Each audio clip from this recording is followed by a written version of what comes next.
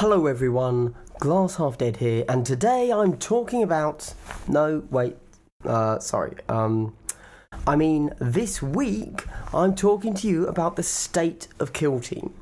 In this video, I'm going to discuss where it sits currently, mainly talking about the actual, physical product, because, let's be honest, it's in a rather odd place, in my opinion.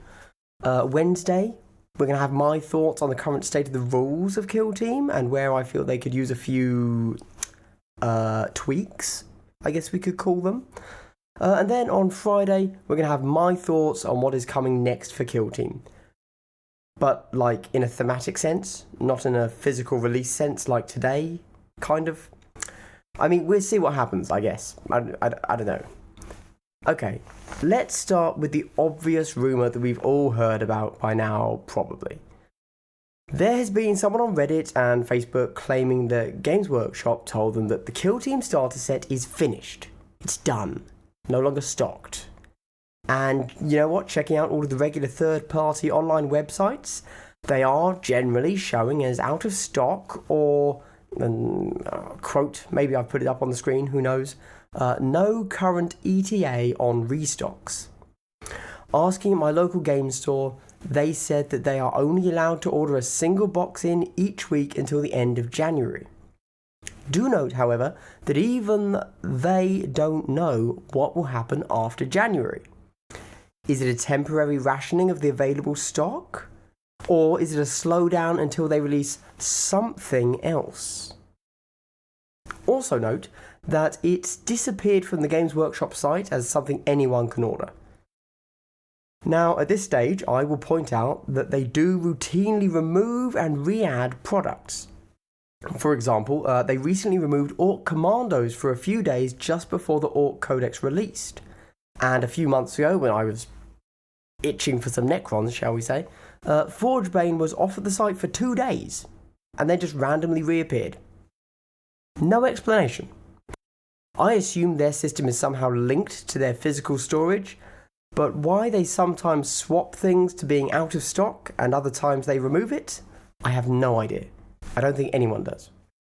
Okay, with all of that research, if you want to call it that, out of the way, and digging around online for stock levels, whoa, it's riveting, isn't it?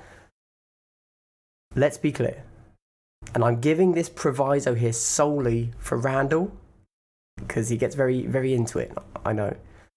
I have given you the facts, and everything from here on is entirely speculation.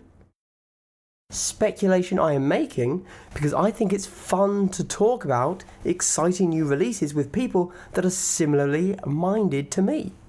I obviously, however, know nothing. Okay, first things first. Does this mean they are cancelling Kill Team? No, obviously. I can't even entertain the idea, honestly. From all reports I've heard, entirely anecdotal by the way, but Kill Team has been a massive success, the scale of which even Games Workshop didn't expect, hence why everything has been out of stock so damn much. Games Workshop is a company, and they are not going to simply throw away these extra sales. So, what are they doing? Well, I actually agree with Jay from Tabletop Oddity, link somewhere on the screen here, check him out if you're into that kind of thing. He does a lot of Star Wars Legion too. And I think they are removing the Kill Team starter set so that they can release a new starter set. But why do I think that? 2 reasons. Firstly, this is just kind of what Games Workshop does. It's their business model. They put up a big box, then they replace it with another later down the line. Now, this is, let's be honest, a rather short amount of time in which to be replacing the current box set, yes. But remember that Games Workshop plans all of their schedule years in advance, and the success of Kill Team has taken them by surprise. In fact, I suspect they were basing sales and timescales off Necromunda, which again had a big initial release, but then quickly went to direct order from Games Workshop only. So yeah, this is just how their business model works. Now, if we were comparing it to 40k, then this new box could indicate a new edition, in a sense, and could bring with it entirely new rules and another book we need to have, unfortunately. Perhaps it could be the introduction of elite units or fast attack or vehicles. You know, a big change to the rules that would warrant a new edition. However, obviously that's some real blue sky thinking there. However, I suspect that when they thought up all of their plans for release schedules, they were not thinking 40k. And so I think this will just be 2 different factions, but still 2 that are in the core rulebook. Secondly, from a narrative perspective, if we think about where we are by the end of January, narratively, everything has moved forward.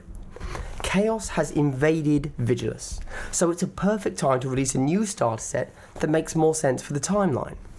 For anyone unaware, the current Kill Team starter set is about the Genestealer cults beginning their uprising and the Mechanicus trying to stop it in the early stages within the hives.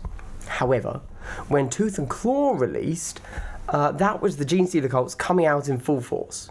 So an updated narrative box set just makes sense, honestly. And if we look at the factions currently unreleased, a lot of them are Chaos. Those guys that have just invaded the planet, if you recall, and factions that are typically pretty anti-Chaos and turn up everywhere in very annoying ways like Harlequins and Eldar. There's also Grey Knights, but they're awesome, so... Now, talking about things that are currently unreleased, this also possibly makes certain other release choices make sense. Like, where in the warp are all the other faction kill team sets and their extra cards? Well, I am now thinking that the next starter set is going to include 2 new factions. So 2 kill teams that aren't going to get their own personal box.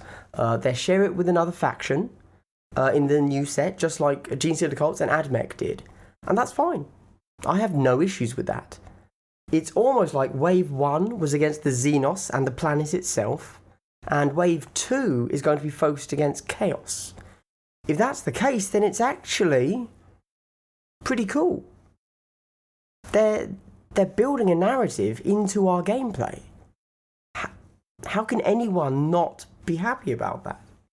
Now, of course, I have more thoughts about that, but I'm going to leave them for Friday as they get even more speculative than just me wish listing what's coming in the next few months. But you know what, that's about it for my speculation and wild guessing, based on any actual circumstantial evidence the community has dug up.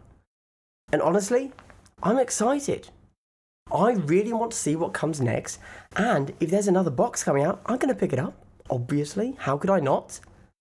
But yeah, there's not much more to say, just I have genuine excitement, that's all, and I want to hear, are you guys excited for potentially what's coming next? Like I've said, guys, I started this channel because I don't have anyone to talk about this stuff to in person. I want to talk about it to you guys. Let me know your thoughts. What do you want to see from a potential new starter box? But it won't be a starter, will it? It will be Wave 2, Core Expansion. I don't know. Anyway, in the next video, I'm going to be covering my thoughts on Kill Team's current rules and where I think they've slipped up on a few basic fundamental systems after my dozens of games played, mainly from the core book, but I've also had a few Commander games under my belt. Yeah. And, you know, I hope everyone's enjoyed hearing my thoughts on current Kill Team releases, and I'd just love to chat with you about it because, again, frankly, I'm excited about what's coming next. Anyway, I hope you've all had a good day and continue to have one. Glass half dead, logging off.